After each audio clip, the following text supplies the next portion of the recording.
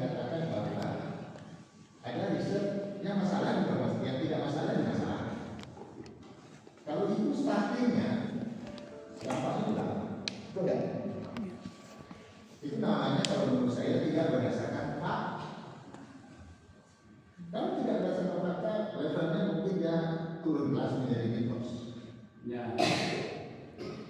Contoh yang paling dasar, kalau kita publikasi banyak, apakah itu ada dampak? Ya belum tentu ke dalam pendidikan Indonesia. Nggak ada dibaca orang untuk divisi jalan Indonesia nggak ada dampak. Karena yang masalah tadi, yang tidak masalah itu masalah. Oke, paham ya? Contoh misalnya yang paling banyak saya dengar, korelasi itu hubungan sebab akibat. Jadinya, ya correlation dia akan menjadikan kasualitas. Kan betul. Kalau orang alfa yang luas ini, makanya saya selalu mengkritik statistical analysis itu. Kan pendidikan apa? Kalau statistik seperti ini lebih efektif ya, kan faktor lainnya di mana? Betul kan? Nah, kalau saya melihat seperti itu, levelnya jadi mitos. Oke, paham ya? Contohnya banyak mitos di kita. Akreditasi itu apakah betul-betul hukum yang enggak kalau di Indonesia? Temanya kita, semua yang pergi akreditasi sini pergi ke tempat batu bukan lagi ya. Yang akreditasi itu ke tempat batu kita juga yang mana tak ada hubungannya. Ini kan ada lagi. Artinya reviewer itu kadang-kadang mau yang bayar, itu dia tidak mau makan dan segala macam itu bukan biasa. Kalau saya jadi reviewer saya nggak mau. Saya mau pergi ke itu dan tahu apa? Baru tahu dia betul-betul disembunyikannya kelemahan. Tapi itu kan mitos. Itu level pertama itu mitos. Oke, paham ya? Mitos atau fakta. Dan saya sudah membuat analisis itu, saya kirimkan ke Malaysia nanti boleh dibaca. Saya analisisnya dari situ. Oke, ya. Yang kedua, level mitos, fakta. Yang kedua, origin dari teori yang benar. Kebanyakan hampir semua yang saya lihat menggunakan teori-teori yang sudah established di dunia barat dan kita yang buat. Mana ada yang saya lihat kita yang buat sendiri yang ada. Kita multi-multi. Itu yang buat paham ya. Contohnya ini apa teori ini SSI? Kan bukan dari kita. Contoh apa lagi? Teori-teori yang lain dari luar yang banyak diadaptasi oleh orang Indonesia di dalam proses doktornya. Pernah saya lihat ada 5 teori itu digabung jadi satu. Gaduh-gaduh, saya pun bingung saya melihat. Artinya apa? Teori tadi ya kita gunakan. Saya menyebutkan itu global atau lokal atau hybrid. Mungkin ada juga teori yang diciptakan sendiri ya. Dan origin dari teori tadi itu, apakah dia global, apakah lokal atau gabungan? Dan ini kan pakai SSI dengan literasi. Oke.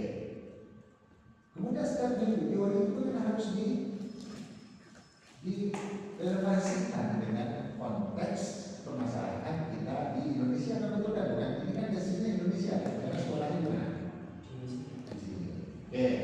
Itu yang saya sebut sebagai contextual relevance. Dan contextual relevance itu harus dianalisis loh. Apakah relevan, kurang relevan, tidak relevan, kurang relevan, atau tinggi relevansinya. Itu harus ada sehingga orang kalau membaca tesis anak nanti, wow, ini ada relevansi bagus. Tapi kalau nggak dianalisis, ini ada gunanya. Kalau belum ya, contextual relevance itu tidak ada. Contoh misalnya gunakan ini, relevansinya kan hanya di sini, tapi pergi di kampung saya di Mentawai sana itu ada internet.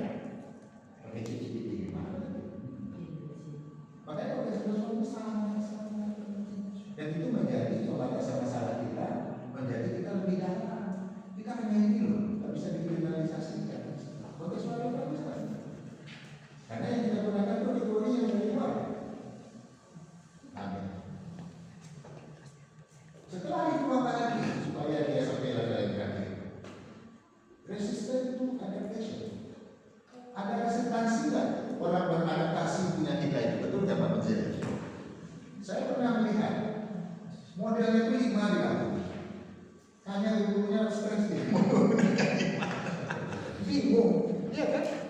dimanfaatkan juga enggak sama orang. Dia tinggal sekedar akademik aja. Itu pun harus dianalisis saran saya. Nah, ini saran saya supaya kalau ini dianalisis semua mantap tesis. Coba ulang lagi. Mitos, data, origin, kemudian contextual relevance, bawahnya lagi resistant to adaptation. Kan kita digunakan ke mana? Ke guru, ke mahasiswa, kemana? Nah itu resisten nggak dia menggunakan itu penting. Oke, paham ya? Level selanjutnya apa? Impact. Kalau itu high semuanya, contextual relevance mantap. Kemudian resisten to adaptation mantap. Dampaknya masih mantap. Dampaknya mana? Ke kebijakan. Mana lagi? Ke teori. Mana lagi? Ke praktis. Jadi saya melihat, kacamata saya melihat tesis-tesis yang ada di sini, bukan hanya di UM aja semua ya.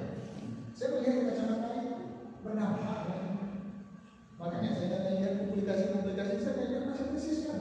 Apakah tesis itu berdampak? Digunakan orang enggak? Relevan enggak? Betul enggak? Dan itu harus dianalisis. Jadi kita jangan sekedar untuk ada korelasi ini ada mungkin tidak bisa. Nah saya mungkin saya apa ya Pak Muzir ya. Saya pengen dengan mahasiswa saya mungkin S3 juga sekarang di Dilo. Saya kok promotor utamanya itu kucing kampus. Kucingnya di kucing Universitas Kristen Indonesia. Saya bilang itu Lalu saya bilang kucing itu bermasalah atau bukan? Teliti dulu. Jangan-jangan ada masalah kucing orang suka. Makanya paling tidak tanyanya interviewnya kepala sekolah, interviewnya dengan kesehatan masalah banyak beberapa di mana. Tahu kan?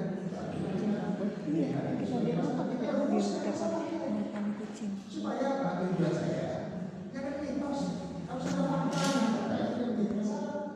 Makanya itu saya tulis tahu mencari masalahnya. Kita ini progresi terus sebagai saintis, kecuali engineer. Oke, jadi saya apa namanya melihat punya ini menarik menghubungkan antara AI dengan. Cuma ini saya ini argumen saya. Kita harus mendudukkan masalah itu. Harus apa? Duduk masalahnya. Kalau dia punya orang clear, kita jawab clear dengan bahasa sederhana clear. Jadi perdebatan itu dijelaskan dengan sederhana. Jadi orang kita yang mengetahui seseorang itu paham apa enggak bisa menjelaskan dengan sederhana. Jadi semua teaching filosofi kata bicara